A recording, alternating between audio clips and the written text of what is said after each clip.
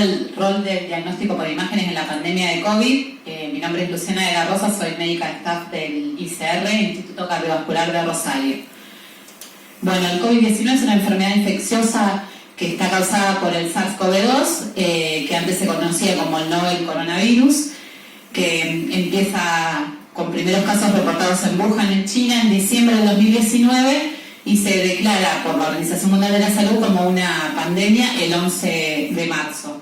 Los hallazgos más frecuentes que vamos a encontrar en imágenes corresponden a una neumonía que a menudo es bilateral, periférica y de distribución predominantemente basal. Los objetivos que tenemos con esta clase es repasar la fisiopatología brevemente, la transmisión y la presentación clínica del COVID-19, repasar las normas de higiene en el servicio de imágenes, repasar los estudios por imágenes que se indican, cuándo, cómo y por qué, revisar la bibliografía hasta la fecha de los hallazgos en los métodos por imágenes, describir los mismos y ver cuáles son los más frecuentes. Y vamos a ver la presentación y análisis de las clasificaciones que ya hay presentes para el COVID. Bueno, sabemos que el virus está íntimamente relacionado con dos coronavirus que fueron el MERS y el SARS. Esto es importante porque en los estudios se está comparando bastante este coronavirus con los anteriores, y sabemos que la entrada a las células se realiza por una proteína viral, que es ese, que los receptores son los receptores de la enzima convertidora de angiotensina AC2. Así como ingresa a las células que tienen estos receptores, que principalmente están en el árbol respiratorio, en los alvéolos, pero también se pueden encontrar en el sistema circulatorio o renal. Sabemos la transmisión, ya esto es bastante conocido, que al principio se considera una zoonosis por haber pasado de un animal al ser humano, pero ahora la principal transmisión es de humano a humano y por la secreción de la vía aérea, que puede ser directa o puede ser contaminando objetos. Sabemos que el virus puede presentarse en la superficie hasta 3 días, por eso es importante la desinfección y no tocarse la cara para no contaminarse. Sabemos que el periodo más contagioso son los primeros 5 días, digamos que ahí aparece la clínica. Pero lo que se sabe es que cuando uno está expuesto al virus, tiene que esperar hasta 14 días porque en todo ese periodo pueden presentarse los síntomas y sobre todo a veces puede ser asintomático, pero sí seguimos siendo contagiosos. Bueno, la transmisión orofecal se vio en la epidemia por SARS del coronavirus anterior, pero todavía no sabemos si es una vía de transmisión para el COVID-19. Bueno, la presentación clínica, esto es algo que también ha evolucionado bastante. Yo había separado que la bibliografía decía que había, digamos, signos y síntomas comunes, menos comunes y raros, y en ninguno de estos estaba la anosmia y la digeusia, que aparece que es la pérdida del olfato y del gusto, y los ubicarían más o menos como en esta, menos comunes. Los más comunes ya sabemos que es la fiebre, la tos, fatiga, esputo y falta de aire, que esta es bastante importante. Y la fiebre antes era mayor de 37 grados, mayor de 39 grados, y ahora es fiebre. Bueno, la protección individual es fundamental para cuando vamos a realizar un estudio, qué es lo que hay que usar, sobre todo lo que se llama el EPI, que es el equipo de protección individual, que según en qué contacto vamos a estar, por ejemplo, entrando a una sala sucia, que es en un lugar donde están todos los pacientes confirmados de COVID-19, vamos a utilizar protección ocular, protección respiratoria alta, con mucha protección, la bata, que tiene que ser hidrófoba, guantes, 2 pares de guantes y las botas. Y lo importante no es solamente el utilizarlo, sino cómo colocarlo y sobre todo cómo sacarlo. Es importante también de tener estos elementos a disposición, de usarlos antes de entrar a la sala y de retirarlos antes de salir. Bueno, es importante que sabemos que el staff médico y por ejemplo haciendo ecografías portátiles y los técnicos haciendo radiografías portátiles van a estar en primera línea con los pacientes de COVID. Entonces es importante la protección y sobre todo la desinfección también de lo que utilicemos para hacer los estudios. Bueno, los estudios por imágenes, que es importante, que nosotros cuando ya sabemos que vamos a estar ante pacientes con COVID tenemos que diseñar procedimientos específicos de manejo para los pacientes, ya sea sospechosos o confirmados. Entonces tenemos que hacer un grupo de trabajo, muchas veces alternándolos para, si en algún momento algunos se ven expuestos y contagiados, puedan hacer cuarentena en la casa y vengan los otros a trabajar. Bueno, los pacientes vamos a hacerles solo imágenes cuando haya que tener sea para que tenga un claro impacto en el manejo, o sea, hay que hacerlo de manera consciente, realizar las pruebas de imagen en las salas más cercanas a los pacientes y siempre que sea posible estudio portátil, ¿sí? Eso es ya en el paciente ingresado. Sobre todo, esto está bueno conocerlo a priori, digamos, antes de empezar a tener contacto con los pacientes. Y lo que hay que hacer es promover soluciones de diagnóstico remoto cuando haya personal en cuarentena también, que los estudios se puedan informar de manera remota y no presencial. Bueno, de acuerdo a la Sociedad de Fleischner, en un consenso que se publicó el 7 de abril del 2020, las imágenes no están indicadas en pacientes sospechosos con poca clínica, a menos que estén en riesgo de progresión. Esto es importante.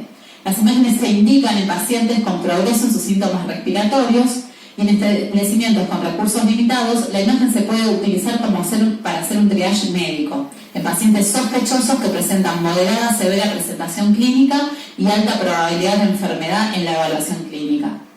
Entonces, yo tengo un paciente sospechoso de COVID-19, no tengo la posibilidad de hacerle una PCR, por ejemplo, entonces lo que voy a hacer, si este paciente tiene síntomas moderados a severos, le hacemos una placa de tórax, pero también, como explicamos en la lámina anterior, si el paciente tiene progresión de los síntomas, se puede hacer entonces la placa de tórax al ingreso. Bueno, los médicos sabemos que tenemos que alternar la asistencia a los lugares de trabajo, por eso para tener un grupo de backup tenemos que respetar la distancia social, de preferencia utilizar cada uno una workstation sin compartirla, cuando uno la usa debe después desinfectarla, y lo que decíamos de los médicos que a veces vienen a consultarnos de manera presencial no sería necesario, sino directamente podemos hacer una nota en el informe, digamos en el PACS de los hallazgos, o comunicamos telefónicamente para comentarle los hallazgos, así tenemos la menor interacción posible. Bueno, la radiografía de tórax, ¿qué sabemos? ¿Cuándo lo pedimos?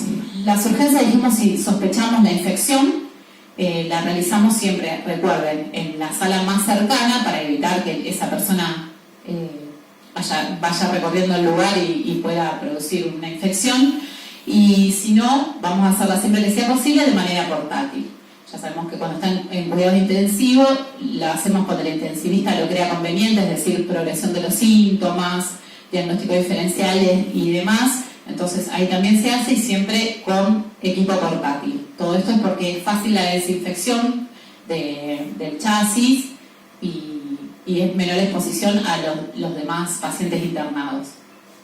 Después tenemos cuando existe empeoramiento clínico, estancamiento clínico, y muchas veces también se sugiere antes del alta del paciente que ya tuvo COVID para comparar con estudios posteriores. Bueno, ¿qué vamos a encontrar? Las lesiones que vamos a encontrar en el tórax las dividimos en compatibles y sugestivas de COVID, donde vamos a encontrar 5 patrones. Son de difícil hallazgo porque la mayoría de las veces lo que vamos a encontrar es una opacidad focal, pero es muy tenue, no es como una consolidación. Entonces, la que vemos acá, que es la opacidad focal, es un claro aumento de la densidad con unos márgenes bien definidos, pero menos que los nódulos, también es menos densa que los nódulos. O sea, vemos una pérdida de la radiotransparencia habitual con márgenes bien definidos. Después vamos a ver la tenue opacidad focal, que es casi igual que la opacidad focal, pero menos nítida. Y después el aumento de densidad difuso, que fíjense que casi ni se nota, que está señalado acá en la imagen 3, es más extenso que el 2, pero de dificultosa como delimitación. Los márgenes no están bien claros. Todo esto es una pérdida de la radiotransparencia, que pasamos de esta opacidad, que es más clara, a esta. Después tenemos el patrón intersticial focal o difuso, son estas imágenes lineales que vamos a encontrar también como refuerzo peribronquial. Y después tenemos el patrón alvéolo intersticial focal o difuso, que es una combinación de cualquiera de estas imágenes, o sea, de la opacidad focal o la tenue opacidad focal, con el patrón intersticial, ¿sí? Que es este 5 acá, que ves que tenemos esta imagen con esta, combinada. O sea, son imágenes difíciles de encontrar. Muchas veces cuando están asociadas a las opacidades reticulares, estas opacidades son más fáciles de encontrar. Esto de que estamos hablando del hallazgo más frecuente que vamos a ver en los pacientes con COVID-19 por imágenes, que son las opacidades en vidrio esmerilado. Bien, lo que sugiere la bibliografía, que no hagamos una división anatómica del tórax, es decir, del pulmón derecho en 3 lóbulos y del izquierdo en 2 lóbulos, sino dividirlo en tercios, que no aclara muy bien cuáles serían sus límites, pero podríamos decir que el límite superior, o sea que vemos el tercio superior por encima de él, estaría en relación del botón aórtico, el medio y el inferior que, digamos, abarca lo que son las bases pulmonares. Fíjense que tenemos 3 divisiones en el tórax, cuando sabemos que en el tórax izquierdo, cuando sabemos que tiene una sola cisura. Pero esto no es anatómico, y lo que dice es que como las lesiones son difíciles de encontrar, porque son estas opacidades en vidrio esmerilado que son poco claras, es más fácil delimitarlas de esta manera. Entonces, acá tenemos los ejemplos, fíjense, donde yo hago una comparación de ambos hemitórax y veo acá una opacidad focal de este lado, que es de tipo periférica, bien blanca. Después tenemos la tenue opacidad focal, que sería como muy similar a esta, pero es más tenue, se nota menos. Y después tenemos el tenue aumento de densidad difuso, que dijimos que era muy similar a la 2, pero con menos límites. O sea, es una disminución de la radiotransparencia que se ve acá, que fíjense que ninguna de estas imágenes es muy sencilla, ni tampoco muy específica de nada. Después tenemos los patrones intersticial difusos y focal, que el difuso lo vamos a ver acá, el focal lo vemos acá. Y después tenemos un patrón alvéolo intersticial, que era esa mezcla entre la disminución de la radiotransparencia con esas opacidades reticulares.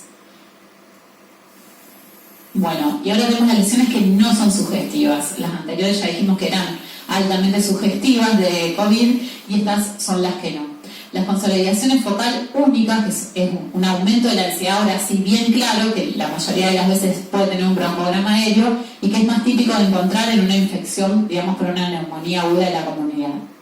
Otra poco frecuente son las adenopatías, el derrame pleural, que sí dice en la bibliografía que puede encontrarse en estadios más tardíos, y después el nódulo, que es una imagen redondeada con límites bien claros y márgenes más definidos.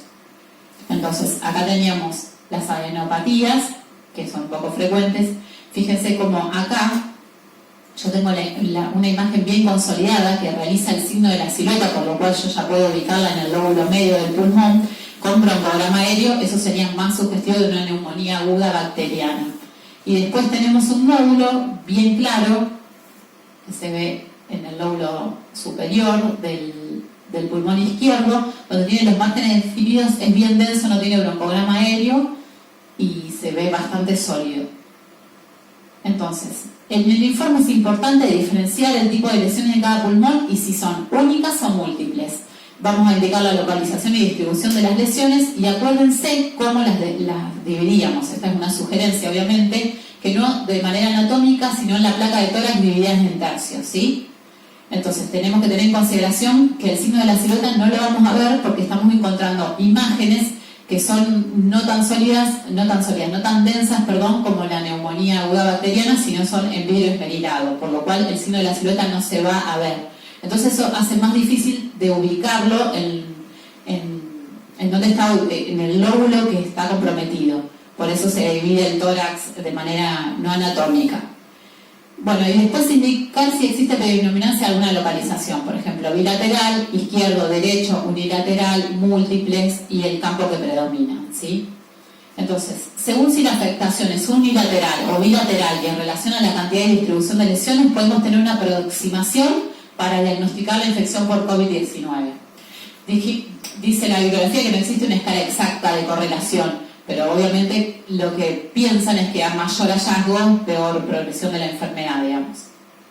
Entonces, el informe definitivo, lo que vamos a poner son Las lesiones, ¿se acuerdan? Compatibles altamente sugestivas de COVID-19, sugestivas sospechosas, no concluyentes, no sugestivo y normal. Normal es cuando no vemos hallazgos relevantes para neumonía.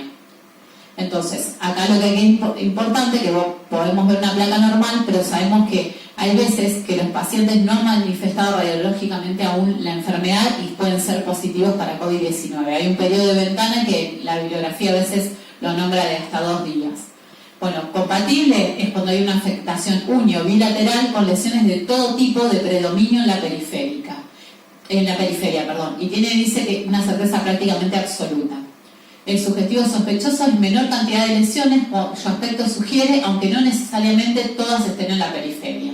Fíjense que es más que todo por la ubicación, donde va a ser el diagnóstico diferencial.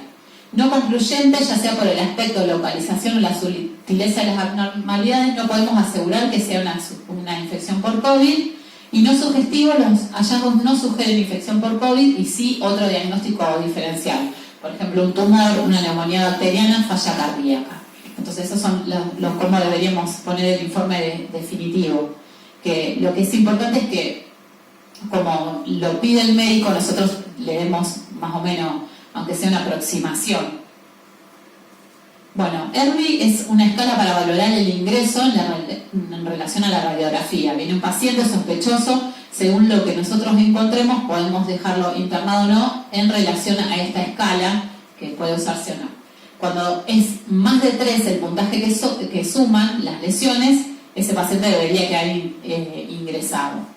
Entonces, sin lesiones no se le pone punto. Cuando hay una unilateral con menos de 3 lesiones o cualquier tipo menos de 3 campos, se le pone 1. Unilateral con 3 o más lesiones de cualquier tipo o los 3 campos afectados ya se le pone 3. Recuerden que ahí ya quedaría ingresado. Después, una combinación es de estos, B más B, B más C, C más C. Fíjense cuánto va sumando, que ya esta da 4, por lo cual el paciente quedaría internado. Y siempre se añade un punto si entre ambos pulmones están afectados más de 3 campos. Acuérdense que el compromiso tiene una relación en cuanto a la peor evolución. Y añadir un punto adicional si existe consolidación, que puede ser una neumonía bacteriana, que muchas veces puede ser una sobreinfección, digamos, del COVID con bacterias. Adenopatías, bueno, cualquier otro hallazgo nos va a sumar un puntito más. Entonces, si ya teníamos 2 más 1, ya ese paciente debería quedar internado según esta escala que puede usarse o no. Entonces, del cuerpo del informe radiológico, uno realiza la placa y le ponemos, se realiza radiografía del tórax, posterior anterior, lateral, para valorar afectación por COVID-19. Es importante poner portátil o en sala, donde los hallazgos vamos a poner pulmón derecho y, por ejemplo, si yo encontré una lesión, pongo dónde está, periférica o central, y de qué tipo es, en la periferia, en donde sea, y en el tercio. El pulmón izquierdo lo mismo. Otros hallazgos que pueden ser extrapulmonares o inclusive otros hallazgos como derrame pleural y demás. La conclusión, donde estaría interesante ponerle lo que sugiere, que es sugestivo, poco probable para COVID-19, y el ERVI en el caso que decían usarlo para ver si ese paciente se sugiere, digamos, su ingreso. Otros datos importantes, de esto es otra bibliografía, no la que veníamos hablando. Dice que el informe debe hacerse al grano y en tiempo real, o sea, el paciente ingresa, uno tiene que estar ahí, digamos, pesquisando las placas y hacer rápidamente el informe. Se compara con estudios previos cuando estén presentes para ver si esa lesión es nueva o ya la venía de antes, y concluir con estas 3 categorías: mejoría, empeoramiento, estabilidad. Porque cuando los pacientes son muchos, necesitamos información que nos ayude a tomar, digamos, al médico derivante les ayude a tomar decisiones. Bueno, incluir el inicio de los síntomas es importante. ¿Por qué? Porque dijimos que había un periodo de ventana donde la placa sale normal y sabemos que tal vez ese paciente no tuvo todavía tiempo para hacer clínica radiológica. Bueno, esto es un ejemplo donde le ponen los hallazgos del pulmón derecho, pulmón izquierdo, no tenía otros hallazgos. La conclusión era sugestivo sospechoso de COVID-19 y un ERVI que da 5, que ya sabemos que arriba de 3 debería quedar ingresado. Fíjense cómo acá está descrito: pastrona alveolo intersticial, temas de opacidades periféricas en los campos medios e inferior. Eso ya son bastantes lesiones y de tipo sugestivas, digamos. Bueno, el método dice que tiene baja sensibilidad, La bibliografía lo ubica, por ejemplo decía el 18% cuando recién empezaba la enfermedad y un 3% en el progreso. Pero después hay otras bibliografías donde le dieron una sensibilidad del 69 que es bastante más alta. Fíjense que esta es una placa al ingreso y después progresando cómo las lesiones se ven. Fíjense si separamos los tercios casi en todos los campos pulmonares del derecho y podemos decir en el medio y el inferior. No campos, tercios, perdón. Bueno, y obviamente sabemos que es menos sensible que la tomografía computada multi-slice, pero es la que elegimos como primer modalidad diagnóstica porque por la facilidad de contaminación de los equipos y para evitar, digamos, la infección o la contaminación por el paciente a las salas. Bueno, el Colegio Americano de Radiología sugiere el uso de la radiografía en pacientes sospechosos confirmados para minimizar el riesgo de infección. Ante un caso sospechoso con una radiografía positiva, dice que no habría necesidad de hacer la tomografía y es útil en lugares donde también no haya acceso a estudios tomográficos, digamos, en todos los lugares podemos tener una sala de rayos. Bueno, después, esta es otra bibliografía donde dice que los hallazgos más frecuentes son las opacidades en vidrio esmerilado, que eran las opacidades focales que nombraba el otro trabajo, las consolidaciones bilaterales en lóbulos inferiores, fundamentalmente, opacidades de tipo periférica que se encuentran en la periferia, no centrales, y la enfermedad difusa del espacio aéreo también sería un hallazgo frecuente. Bueno, sabemos que las opacidades en vidrio esmerilado son difíciles de hallar en la placa, y las opacidades reticulares cuando a veces acompañan, ayudan. Estas opacidades nebulosas pueden ser a veces un desafío diagnóstico, porque lo que vamos a ver es eso, un vidrio ilustrado en el pulmón. Las consolidaciones bilaterales, lo importante es que sean en más de un lóbulo, multifocales, porque si tenemos en un solo lóbulo basal derecho vamos a sospechar una neumonía bacteriana, que igual es más densa. Y frecuentemente son en ambos lóbulos inferiores. Las opacidades periféricas sabemos que son multifocales, parcheadas, confluentes y se pueden ver. Y la enfermedad difusa del espacio aéreo es un patrón similar a otras patologías, por lo cual es poco específico. Y con el avance los pacientes se toman hipóxicos, requieren intubación y se pueden formar, digamos, imágenes con un patrón de tipo consolidativo. Hasta inclusive también se sabe que después pueden hacer derrame pleural. Y el pico de donde vamos a ver esto es a los 6 a 12 días del comienzo de los síntomas, por eso está bueno aclararlo en el informe.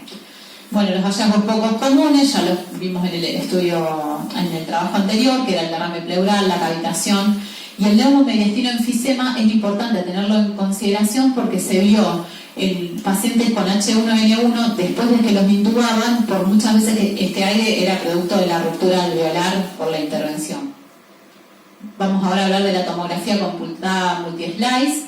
Cuando la realizamos, es una toma de decisión en casos individuales, detección de complicaciones, cuando no estamos claros si tiene este paciente COVID o un diagnóstico alternativo, debido a que tiene una alta sensibilidad que lo ubican a veces en el 93%. Por ejemplo, en China cuando se quedaron sin reactivos, digamos, lo utilizaron para encontrar las imágenes en el parénquima. Bueno, esto cambió, después yo había terminado este trabajo y después hubo una publicación que no desdice, pero recomienda otra cosa. Antes lo que debíamos hacer era una tomografía sin inyección de contraste, en una inspiración, viendo todos los campos pulmonares, pero el 23 del 4 se publican varios papers que dicen que hay que inyectar en los pacientes graves contraste porque se asocia a tromboembolia pulmonar el paciente infectado de COVID. También pueden verse embolias cerebrales y renales. En realidad pueden verse embolias en varios lugares de la anatomía, pero esto es lo que está reportado. Bien, debemos tratar de tener las imágenes con los cortes más finos que podamos para la mejor visualización del parénquima. Y la clasificación en tomografía, según la RCNA, dice que son de 4 tipos. La típica, la indeterminada, la atípica y la negativa para neumonía. Eso es lo que nosotros deberíamos concluir la tomografía con alguno de estas clasificaciones. La típica, que se ve: opacidades en vidrio esmerilados, periféricas, bilaterales, con o sin consolidación o líneas intralobulares visibles, que es el Tracy Pavin o patrón en empedrado, que ahora lo vamos a ver. Después también opacidades en vidrio esmerilado de morfología redonda, con cono sin consolidación o líneas intralobulares visibles, que era el crazy paving, o el signo del halo invertido, o también llamado signo del atolón, o otros hallazgos de neumonía organizada. Estos son todos los hallazgos que podemos encontrar y que son típicos de la infección por COVID. Acá los vemos. En esta tomografía vamos a ver las opacidades periféricas en vidrio esmerilado, donde tienen unas opacidades reticulares, digamos, intra e interlobulares, que eso forma el crazy paving. Fíjense que son parcheadas, multifocales, no son centrales, sino periféricas, y eso es bastante sugestivo. Algunas, fíjense que estas no son bien en vidrio esmerilado, pero hay otras que tienen más componente consolidativo. Entonces, ¿qué sabemos que es la opacidad en vidrio esmerilado? Es un área de opacidad en neblina, generalmente extensa, dentro de los cuales los márgenes de los vasos pulmonares pueden ser imprecisos. No es específica, obviamente, del COVID, se puede ver, es porque se causa por llenado parcial del espacio aéreo, engrosamiento intersticial, por líquido de células, fibrosis, colapso parcial de los alvéolos, aumento del volumen de sangre capilar o una combinación de todos ellos. Entonces sabemos que pueden verse en un montón de patologías. Bueno, el factor común es el desplazamiento parcial del aire por la ocupación de ese espacio aéreo. Entonces, bueno, esto es el lobulillo pulmonar secundario, que es donde va a estar comprometido, digamos, vamos a ver ahí la opacidad del vidrio esmerilado, y estos septos interlobulares en el crazy paving se van a ver engrosados, por lo cual nos van a dar un patrón específico. Acá vemos un hombre de 59 años que era COVID positivo, y vemos opacidades de tipo redondeadas en vidrio esmerilado.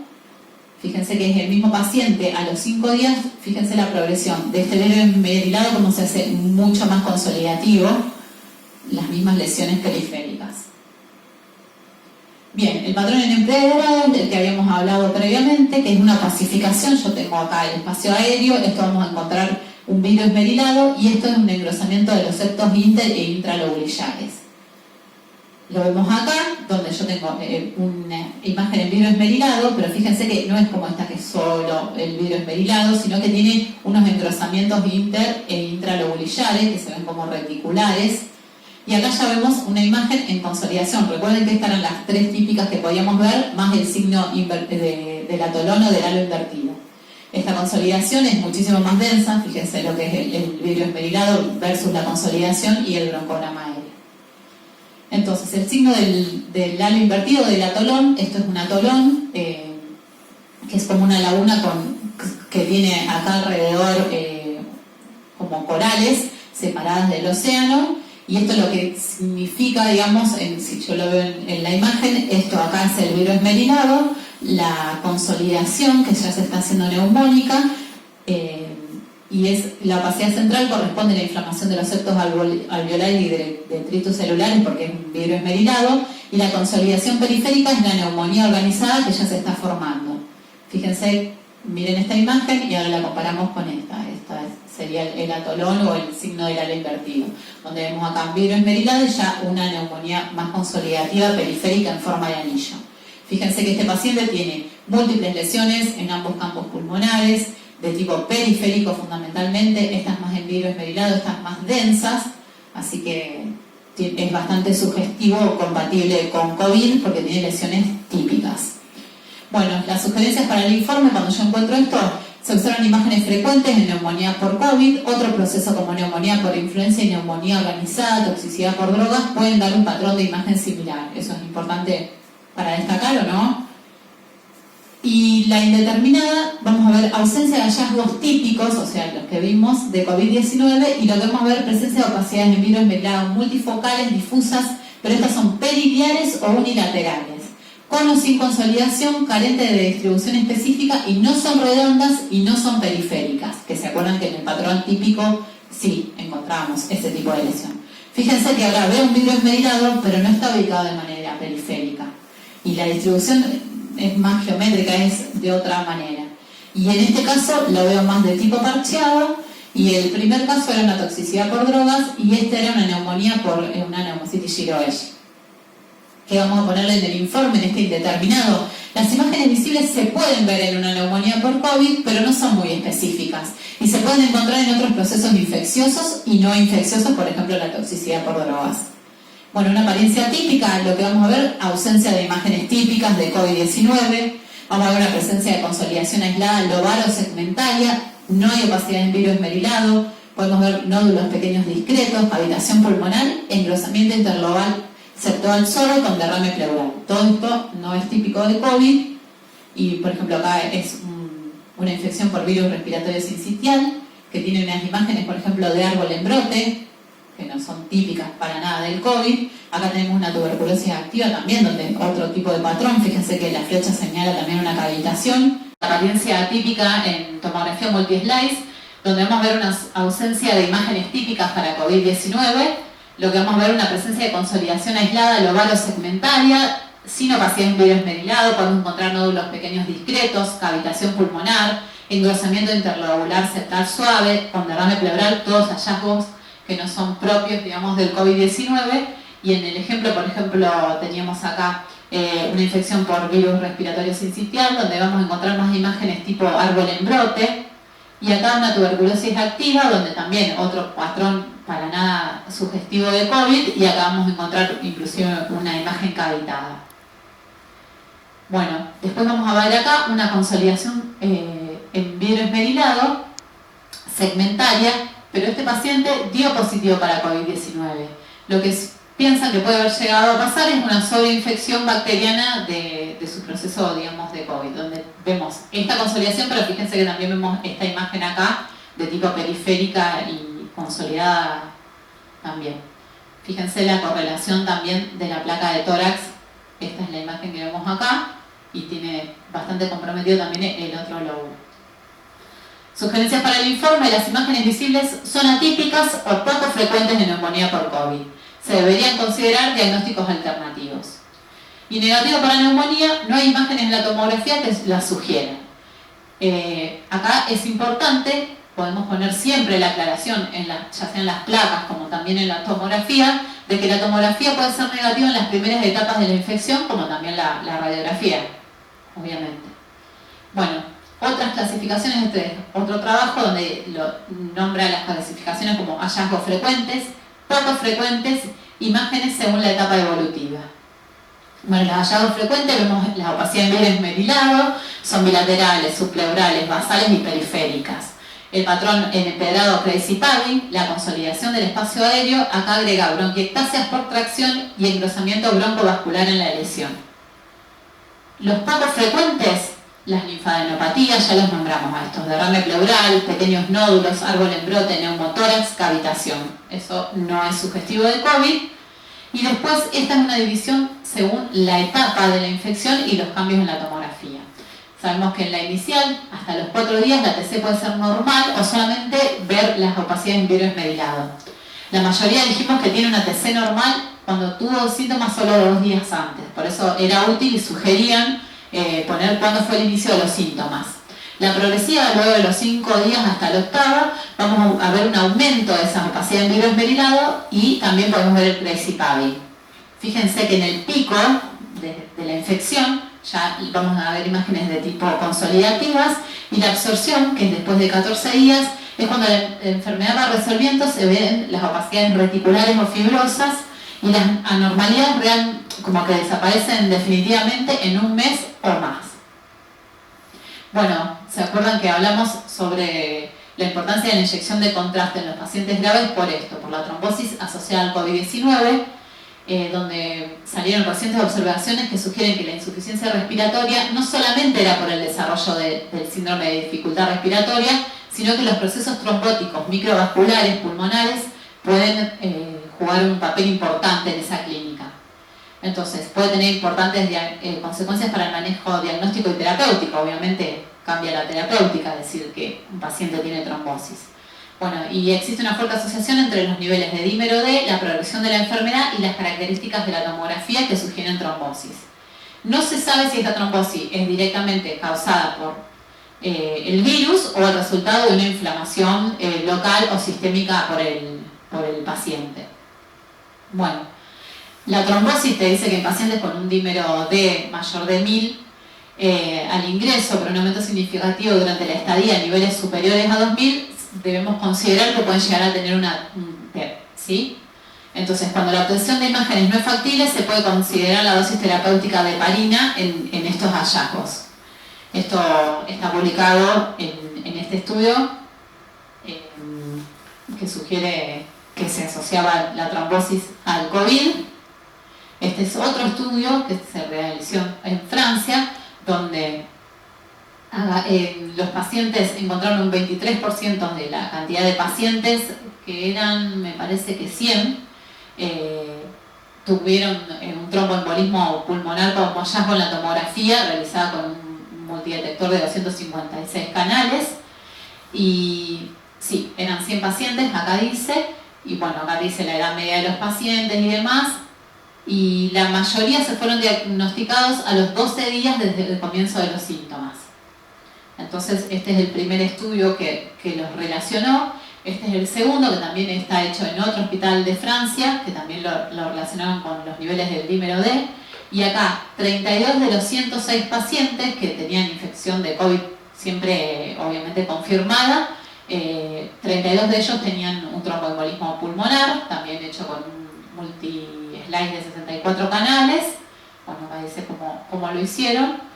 Y estos son dos trabajos que estarían a favor de la asociación de estas dos enfermedades. Bueno, acá vemos un hombre de 68 años que se hace una tomografía luego de los 10 días de que ya empezó con síntomas de COVID.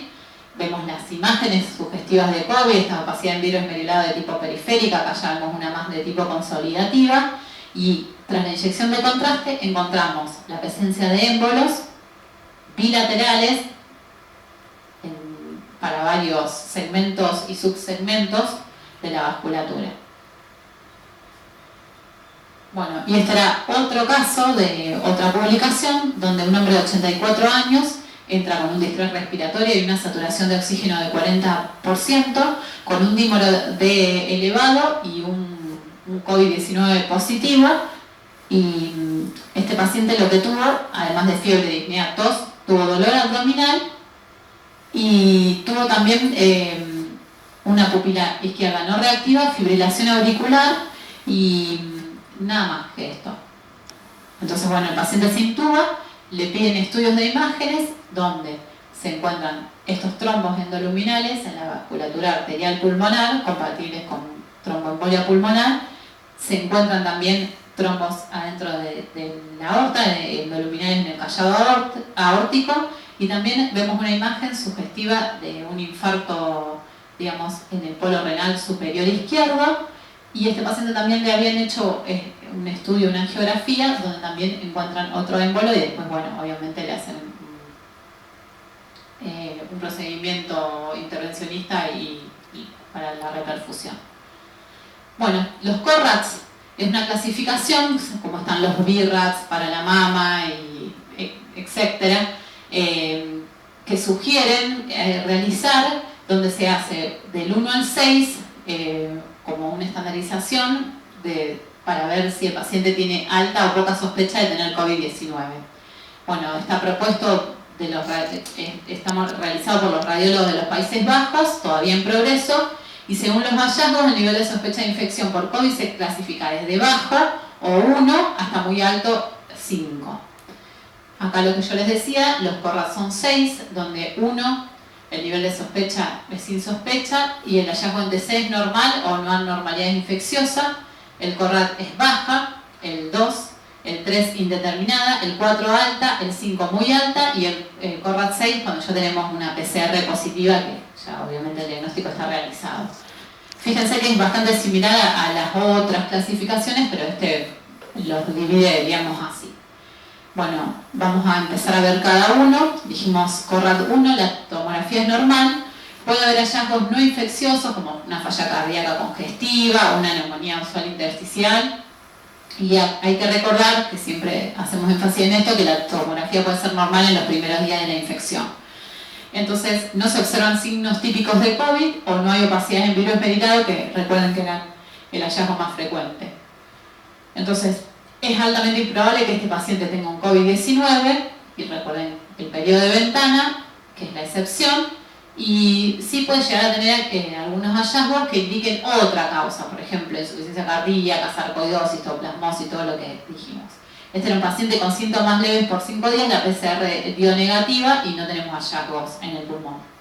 El 2, el nivel de sospecha es bajo y los hallazgos consisten en otro tipo de infección, por ejemplo, una bronquitis con embrote, engrosamiento de las paredes bronquiales o una tuberculosis, ¿sí?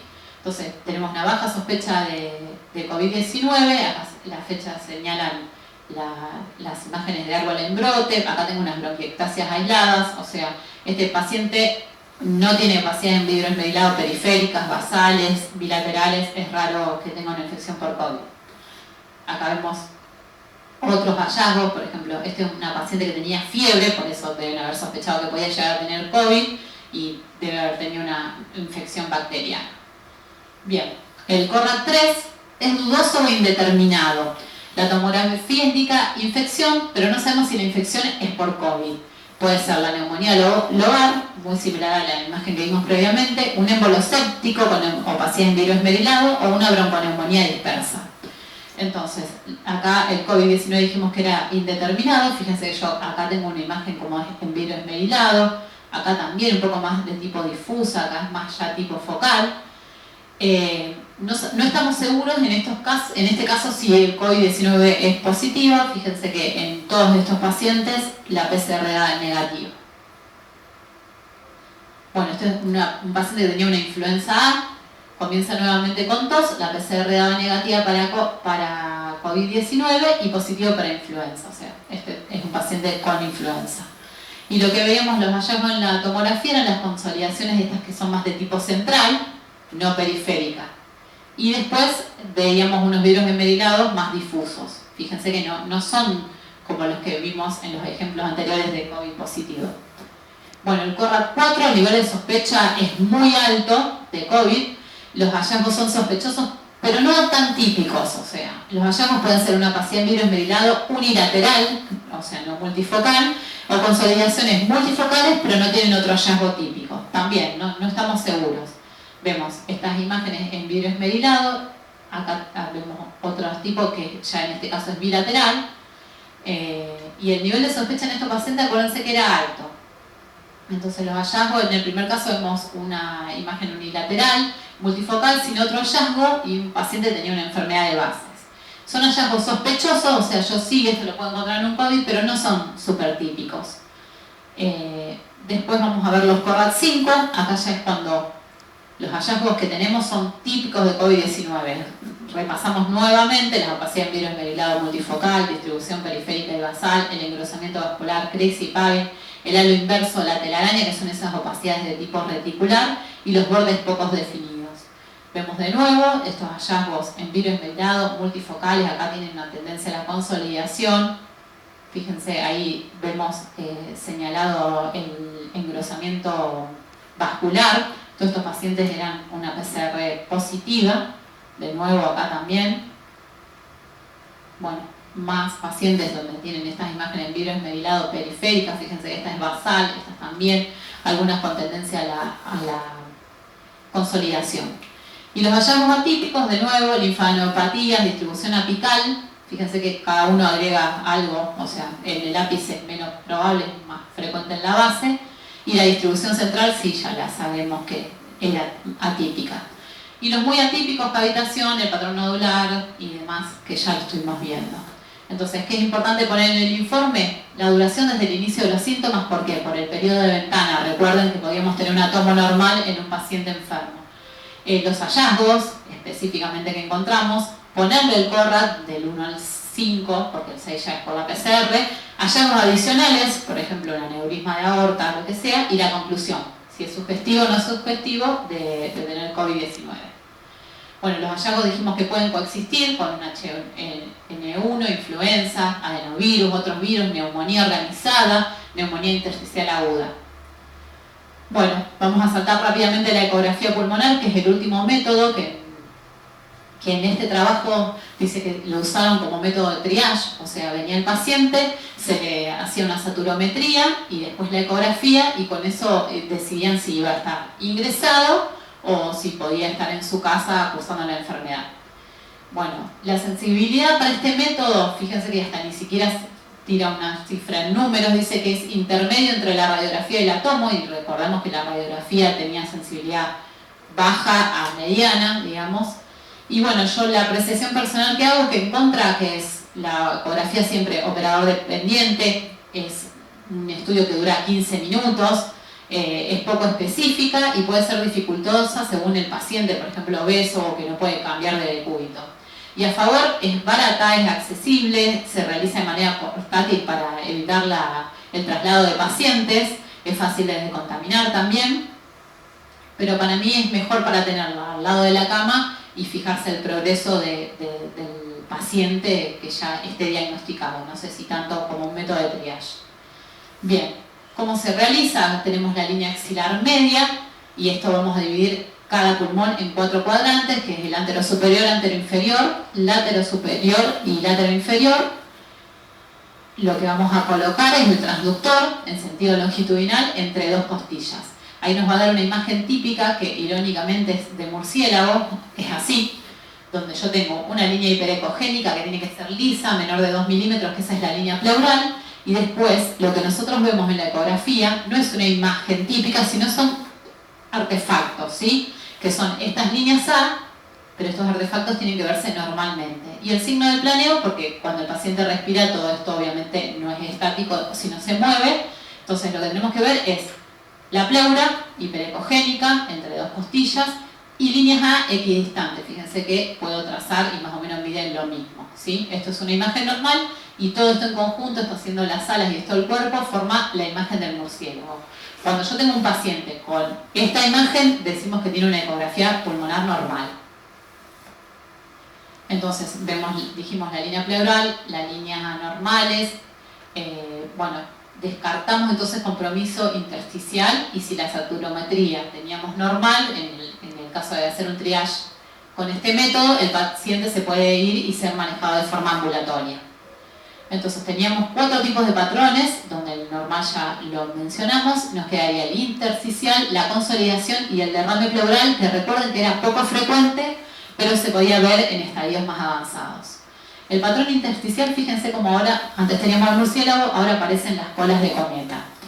Entonces, lo que es, ya no vemos las líneas A en la ecografía, sino vemos unas líneas que se llaman B, que borran las líneas A. Entonces, lo que tenemos que ver, que si aparecen estas líneas, tienen que ser más de 3 en el espacio intercostal que nosotros estamos observando, de manera horizontal, vertical, no horizontales como las líneas A, entonces sabemos que este paciente puede tener un COVID-19.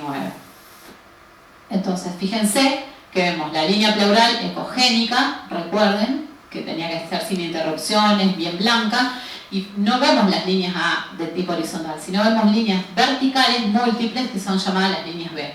Y esto marca que hay un patrón intersticial y tenemos 2 ecografías diferentes donde se pueden llamar el signo del cometa o de los rayos láser. Entonces, en este patrón vemos que el parénquima pulmonar adopta características similares al vaso o al hígado. Este es el tercer patrón que podemos encontrar. Fíjense que antes nosotros lo que veíamos eran artefactos. Ahora vemos como una imagen similar, digamos, a los órganos sólidos. Entonces, en pacientes con COVID-19 se suele observar en región lateral o posterior basal, porque lo que estamos viendo es una consolidación. Recuerden que su ubicación más típica era periférica y basal. Entonces lo que tenemos que buscarlo es en ese cuadrante, digamos. Entonces yo acá tengo el vaso, fíjense la ecogenicidad del vaso, que es isoecoico, digamos, o isoecogénico con respecto al pulmón, que el pulmón no se veía, si se acuerdan que se veía solo un artefacto. Y acá en el medio una imagen anecoica que es el derrame pleural, ¿sí? Entonces también recuerden que muchas veces no puedo verlo solamente así, como igual que el vaso, sino vamos a ver como una imagen artefactada por el broncograma aéreo, los bronquios aireados. Entonces se llama una hepatización del pulmón, que en realidad fíjense que acá tenemos el vaso, o sea, el pulmón se hace denso. Bueno, y el patrón de derrame pleural, que vemos esta imagen, fíjense que acá tengo el hígado y acá vemos un líquido bien anecoico, o sea, compatible con derrame pleural bastante importante. Y saben que es poco frecuente encontrar en pacientes con COVID-19, pero sí en estadios, digamos, más tardíos. Entonces, cuando usamos, se puede utilizar como elemento de triage, se sugería, si vemos un pulmón aireado y seco con saturometría normal, el paciente tiene bajo riesgo, se maneja de manera ambulatoria. Si vemos líneas B múltiples más de 5, hay que sospechar un compromiso intersticial aún en pacientes asintomáticos o que tienen saturometría normal, digamos. Este es un paciente que es patológico. Y si observamos imágenes de consolidación, la hepatización del pulmón, digamos, y si el paciente desatura o tiene mala mecánica ventilatoria, ingresar al paciente porque tiene alta posibilidad de requerir asistencia respiratoria mecánica.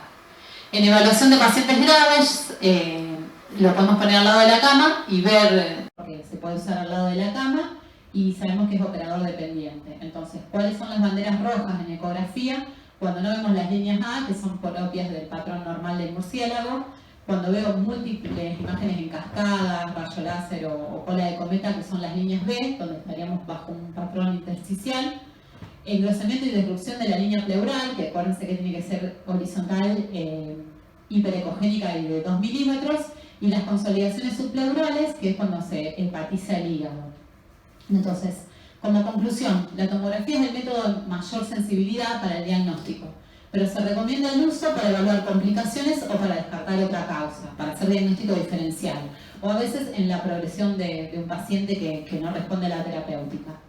Lo más adecuado es utilizar la radiografía de tórax de manera portátil por el bajo riesgo de propagar la enfermedad y la facilidad de contaminación del equipo.